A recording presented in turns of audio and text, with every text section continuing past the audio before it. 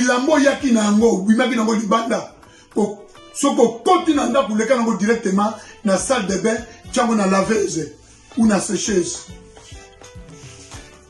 et tourner au lati bilamba mosusu mais avant aussi ma sécheuse avant au lati bilamba mosusu bien aimé soko longoli bilamba oyo utaki nango na libanda sukola maboko no bien au fungoli sécheuse au tia bilamba wana olataki utaki nango na libanda na sécheuse tango soko tia bilamba avant que na sécheuse on soit allumé sécheuse sukola lisusu maboko no bien aimé et ko couteau pas même sous au contraire et ko protéger de bomoyi na yo so boko sukola boko ne écouter vie na yo sukola lisusu maboko au kangi sécheuse parce que tu ne sais jamais comme sous mutu avoir aussi ma sécheuse na absence na yo sukola maboko kangi porte la sécheuse ou allumer sécheuse et moto chaleur et tumba bilamba microbe wana o efana na kata bilamba na yo ba chaussure na libanda to batela ma famille to mi batela biso moko to batela pe environnement na biso wana ezali conseil tant nyonso bakotindela na Facebook otindela na pesa message pour le coronavirus il y a un message dans le pesa. Beaucoup de gens oublient de laver la figure. Lave ta figure pas au vrai battre le bon non et les cas qui n'est longi. Nous sommes en train de masque les apôtres pour protéger salive sur le bas et sauter la batouté. On sait jamais sur le microbe qui est na côté ma paupière na yo. On sait jamais sur le microbe qui est côté à l'oreille na yo. On sait jamais sur le microbe qui est côté à mutu na yo. Sukola na boko no sukola longi na bien et kokuté lokuté. Biloko wuti ko somba zwa temps ou eza ba place banini sukola yango parce que tu ne sais jamais. Quand j'étais en Europe, j'ai travaillé dans un laboratoire pharmaceutique en Belgique, puis loin là-bas à Liège. À tout moment, vous avez sur ton bimi, photo là de ma casquette. Si tu sens quelque chose, goûte mon caca, goûte mon caca, il faut que nous nous l'abîmons sur ce là. C'est ça les conseils que nous donnons.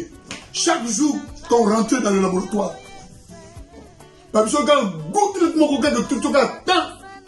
il faut que nous nous l'abîmons sur le mobimba.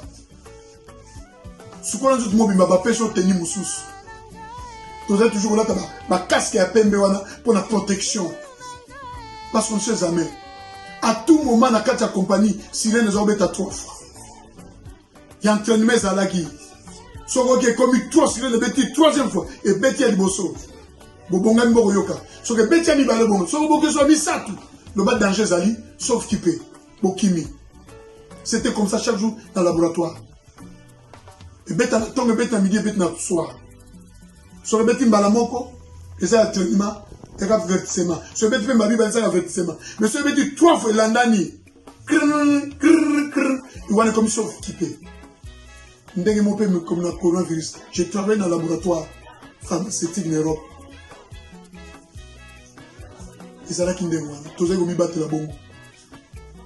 Soko tie mutu makaso ki loke tangelo na nzoto ma goutte mo boy a eza na morien ya mwana ndeli wana yo oka mukende longa bilamba sukola bilamba mpe sukama pape so teni mususu okolata ndenge mona coronavirus lero yo tiki ba chaussure no libanda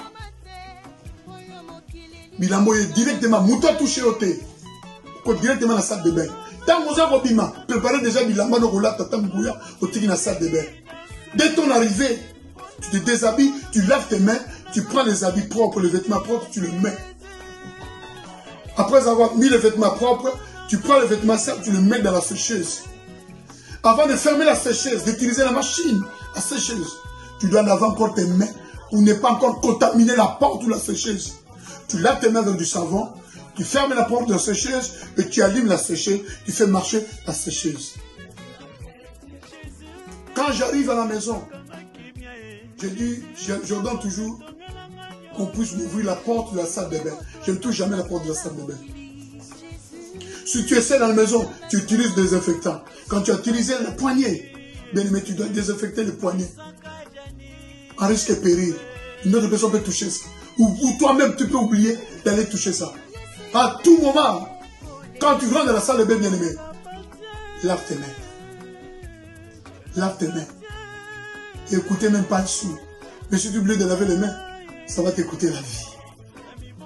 conseil, il y a pasteur Guillaume Ambassois pour se protéger contre le coronavirus. Que la paix du Seigneur Jésus soit avec vous.